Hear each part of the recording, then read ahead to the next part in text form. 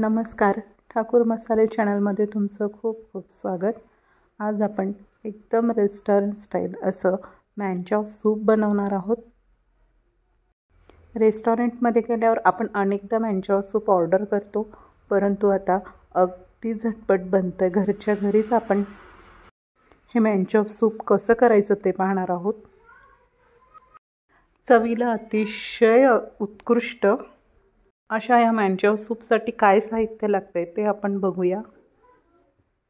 तर या सूपसाठी लागणार आहे आपल्याला बारीक चिरलेला कांदा, बारीक चिरलेले गाजर, बारीक चिरलेली शिमला मिरची, बारीक चिरलेला पत्ताकोबी, अतिशय बारीक स्लाइस कट केलेले हे बीन्स म्हणजेच फ्रेंच बीन्स, परसबी आपण ज्याला म्हणतो, बारीक स्लाइस केलेलं अद्रक लागणार आहे,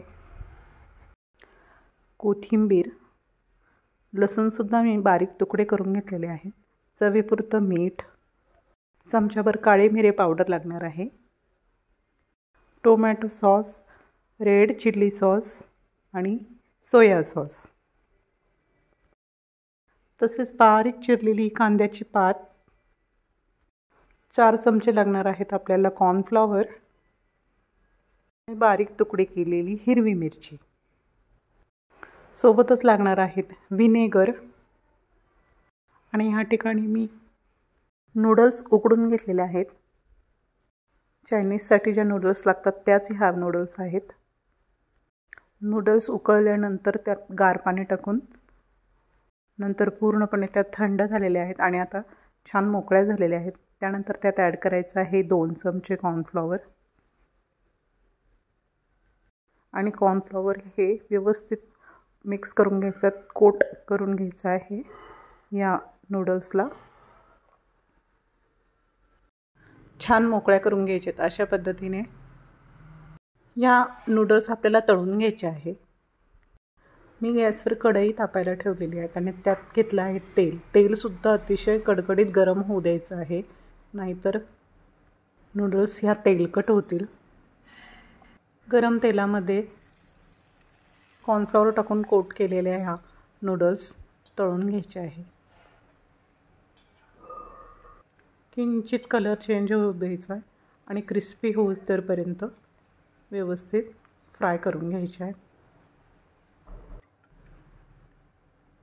फ्राय झाल्यानंतर बाजूला काढून घ्यायच्यात एका प्लेटमध्ये। अशाच पद्धतीने बाकी राहिलेल्या नूडल्स पण मी तळून घेते। गॅसची फ्लेम ही मीडियमच असू द्यायची आहे। तर सर्व नूडल्स मी तळून घेतल्यात अशा पद्धतीने। तर सूप बनवण्यासाठी सर्वप्रथम गॅसवर मी ठेवली कढई आणि त्यात घ्यायचं आहे अगदी थोडंसं तेल। तेल गरम झाल्यावर त्यात ॲड करायचं आहे बारीक कापलेला लसूण, स्लाइसेसमध्ये केलेला अद्रक आणि बारीक चिरलेली हिरवी मिरची। 1 मिनिटभर याला तेलामध्ये छान परतून घ्यायचे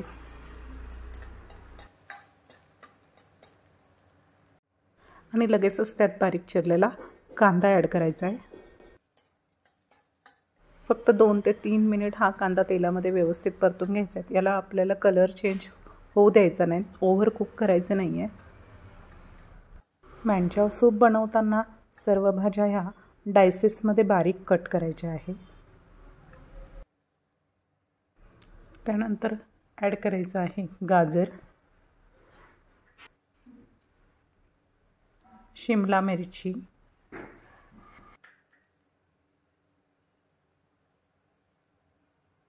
आणि ॲड करायचं आहे पत्ताकोबी। या सर्व भाज्या व्यवस्थित मिक्स करून घ्यायच्या।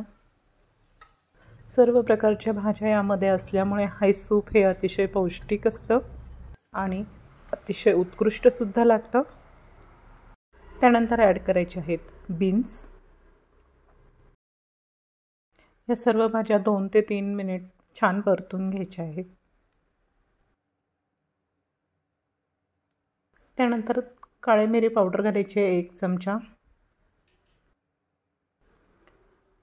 सोया सॉस साधारण 1 ते 1.5 चमचा,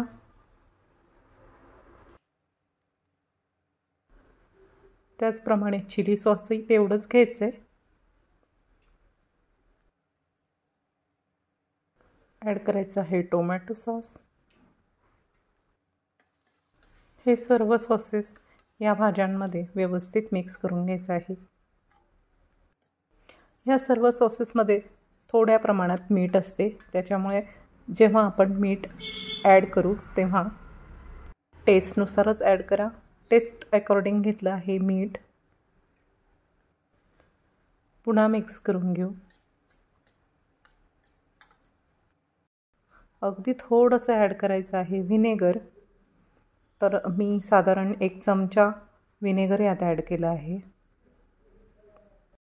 व्हिनेगरमुळे ह्या सूपला टँगीनेस टेस्ट येतो. त्यानंतर ॲड करायचं आहे पाणी. तर ह्या ठिकाणी मी साधारण 3 ते 4 ग्लास पाणी ॲड केलेलं आहे. तुम्ही किती लोकांसाठी सूप बनवत आहात त्यावर ह्या पाण्याचं प्रमाण अवलंबून आहे. बेसिकली सूप हे पातळच असतं, घट्ट नसतं. त्यानुसार तुम्ही पाण्याचा वापर करा. त्यानंतर मी आता ॲड करणार आहेत बारीक चिरलेली कांद्याची पात,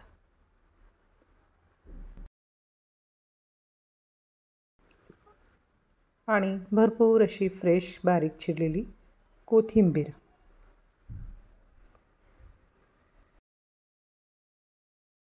आणि या मिश्रणाला आता आपल्याला मीडियम गॅसवर व्यवस्थित उकळी येऊ द्यायची आहे. तोपर्यंत आपण कॉर्नफ्लॉवरची स्लरी तयार करून घेऊ. या ठिकाणी 4 चमचे मी कॉर्नफ्लॉवर घेतलं आहेत आणि त्यात थोडंसं पाणी ॲड करून घ्यायचे आणि त्याचं एक स्लरी बनवून घ्यायची आहे. पातळ असं मिश्रण बनवून घ्यायचं आहे. त्याच्या गठोड्या मात्र राहायला नाही पाहिजे. अशा पद्धतीने त्याचं टेक्स्चर असलं पाहिजे. खूप घट्ट नाही बनवायचं आहे, असं पातळच बनवायचं आहे. तर सूपला छान उकळी आली आहेत आणि आता आपण त्यात ही केलेली कॉर्नफ्लॉवरची स्लरी ॲड करणार आहोत. कॉर्नफ्लॉवर ॲड केल्यानंतर मात्र मिनिटभरासाठी चमच्याच्या साहाय्याने ढवळत राहायचं आहे सतत, कारण सूप गरम असतं आणि ही स्लरी थंड, त्यामुळे लम्स येण्याची शक्यता असते.